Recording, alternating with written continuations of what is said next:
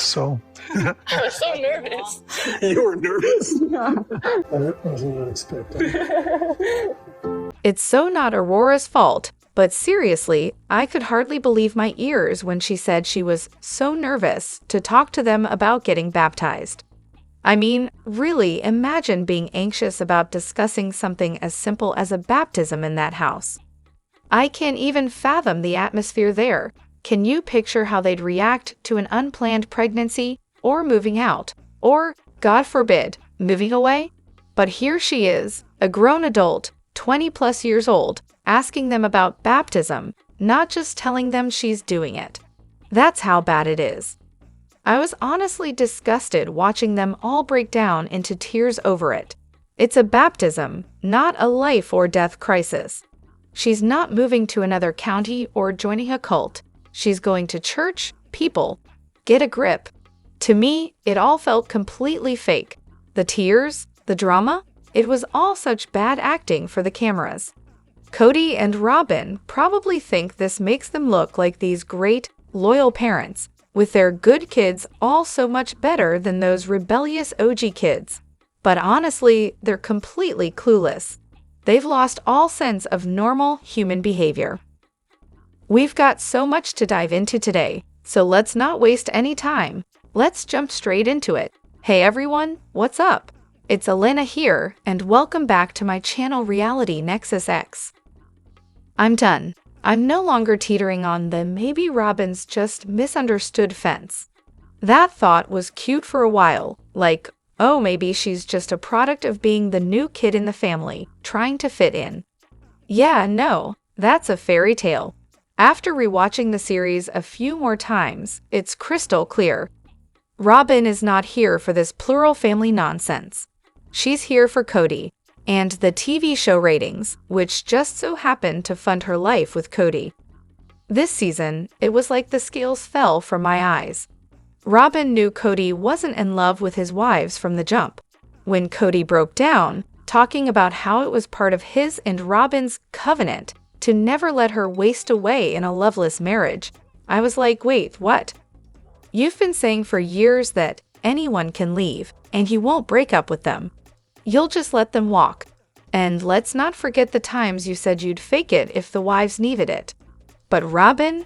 Oh no, apparently she's the exception. If he's out of love, he's gotta pull the plug. Shocking, right? But why do we think this covenant is so sacred? Because she saw through the shame of the other marriages from the start. Oh, and speaking of Kody's commitment to the plural family, he's on his 4th wedding ring now, and that second one, it might as well have come straight from Robyn's Pinterest board. He couldn't even answer where the new ring came from. He stammered, I thought it looked nice, like, okay, Kody, totally believable. His brain was just churning for a good save there. Now, here's the kicker. I'm starting to think Robyn has been clinging to Meri, begging her not to leave, not for Meri's sake, but for ratings and as a cover for the symbolic death of that first marriage. Kody's been done with Meri for years. He's just too stubborn and probably too PR savvy to officially acknowledge it. Robyn's been using Meri from the very beginning. Seriously, if you've ever been involved with a married guy, not proud of it, but hey, we've all had a misspent youth. You always remember whether he was still wearing the ring. And if Kody's not even bothering with his Claddagh ring anymore, that says a lot. Kody's checked out. I don't care what anyone says. He's found his soulmate. Good for him, I guess. But it's clear he stopped caring about the plural family the minute Robyn showed up. Maybe he stayed publicly committed for religious reasons or for the show's paycheck. Honestly, I'm not sure which reason was stronger, but I do know this. Robyn played the long game and she won. Now I'm ready to go back and rewatch everything, but I have to admit, I've been wearing rose-colored glasses for way too long. Robyn is the classic friend we've all had. You know the type. They never reach out first, always show up late, and then post vague social media updates like, my family could really use some prayers.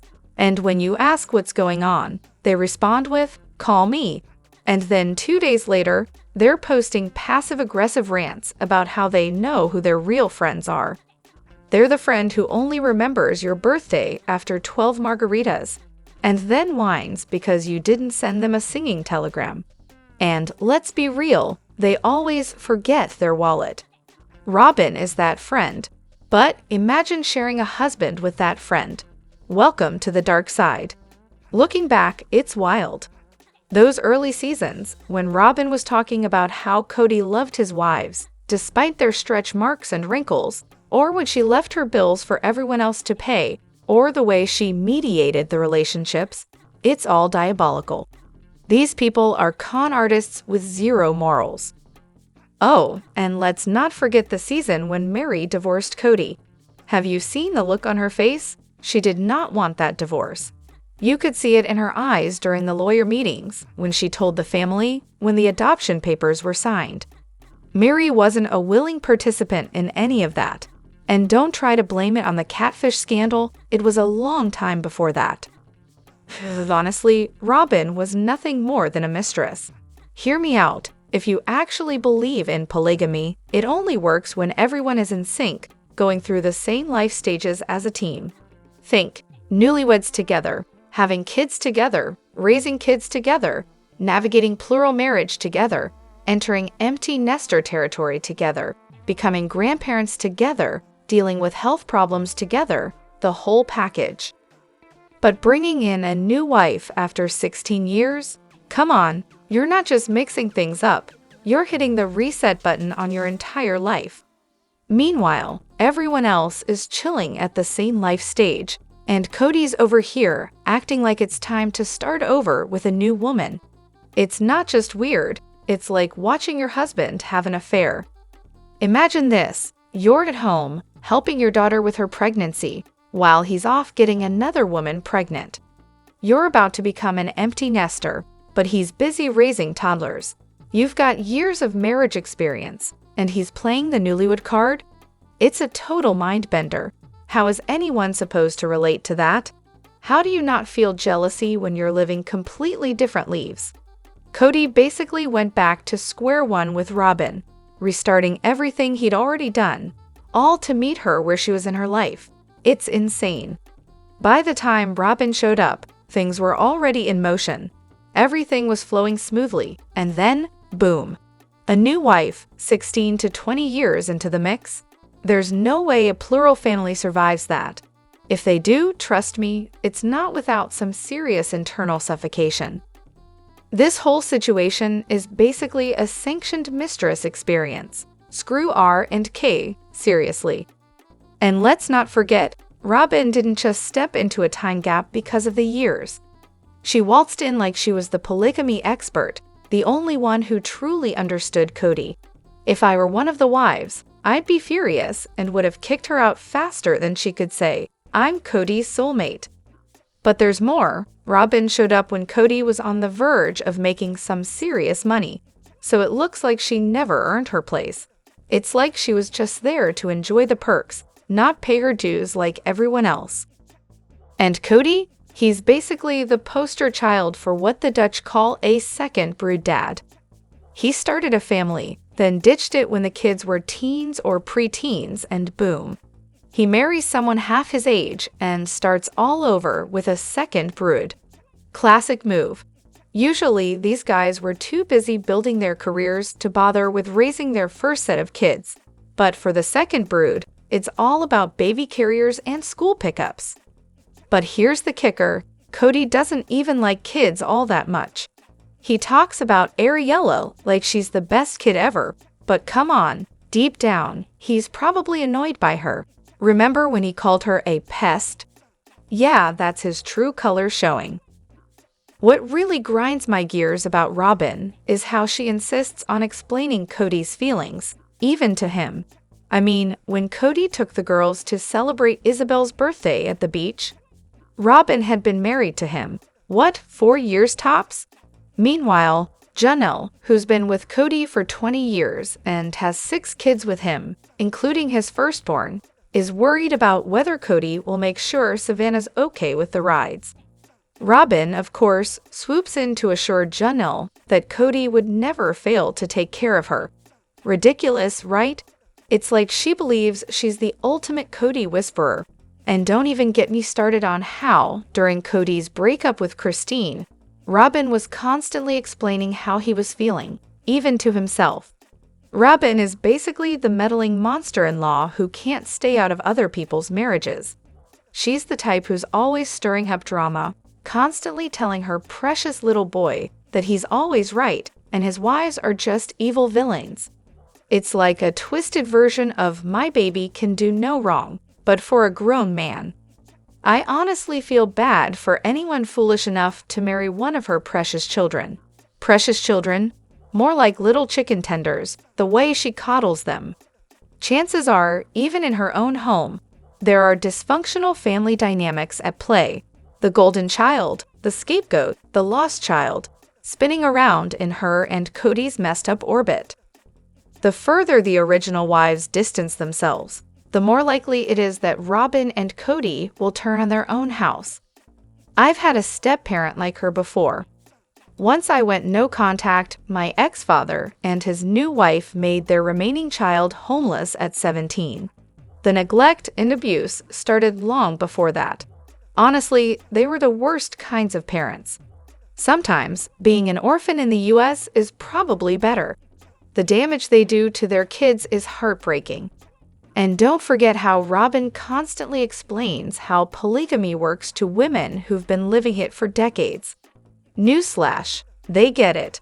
But Robyn has positioned herself as the family's self-proclaimed expert. It's laughable.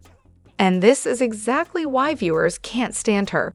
She's managed to convince Kody that she's the mature, wise, evolved guru of the family. He listens to her above everyone else, instantly dismissing and devaluing anything the other wives say. It's like he's completely bought into the idea that she's the only one who knows what's going on. But here's the kicker, she explains how Kody feels and how he doesn't even know himself on national TV, and then acts like she's not the puppet master behind the scenes, just sharing her opinion. Please, the game was over a long time ago. Honestly, I think Meri's spot on. Robyn wasn't trying to break up the family, she just needed to be the favorite wife.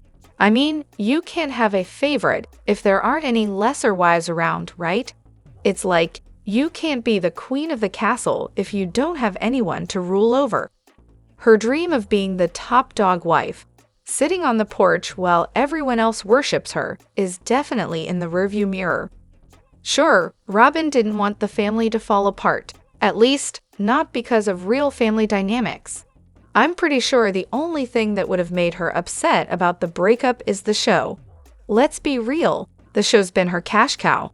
It's been the only thing she's really worked at.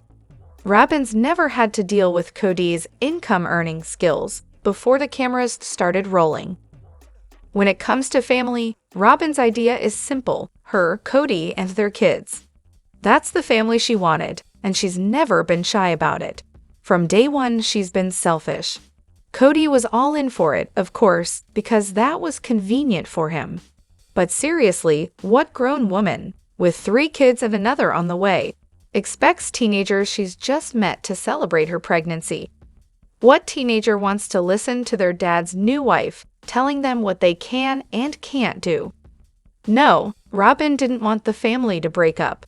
She wanted the perks of being the young hot wife forever. A lifelong honeymoon, that's her dream. But really, the core issue here is how incredibly selfish she is. She wanted to live in polygamy, but she thought she could get the best of both worlds. She's baffled as to why the OG wives can't just let Kody spend every waking second with her and her kids, leaving them to deal with the scraps. Robyn genuinely believes the original wives should just sacrifice for her and her kids. She doesn't see that she's asking for a monogamous setup for herself, all while trying to have it both ways. Everyone else is expected to bend over backwards for her, so she can live in a fairy tale where Kody's around all the time. Because, of course, she deserves that. Oh, it's pretty clear who's really rattled Kody the most. Janelle leaving definitely crushed his fragile little ego. That was the moment his mental health hit rock bottom, no doubt. Meri's money? Oh, and Caleb, of course. Big blow there, right? Christine's the one he can't stop obsessing over, though. He talks about her to everyone like a broken record. Honestly, he probably resents Christine the most. He was so convinced she'd stay glued to him forever because, let's face it, she was basically starved for any affection he might throw her way. But when he took it all away and shut down the intimacy, yeah, that's when she called it quits. In the latest episode, he goes on about how he thought he and Meri would always be friends. Yeah, right. Wonder if that's his way of trying to keep her from claiming any rights over their shared assets. It's clear he's hurt, but Christine probably stings the most. It was the first time he realized someone could actually walk away. That must have really done a number on his ego. Kody's transformation isn't exactly a mystery, though it does have a few potential causes to consider. Was it a slow, steady descent into madness? Did his true colors finally bleed through? Or maybe the pandemic, Christine's departure, or his inevitable breakdown played a part?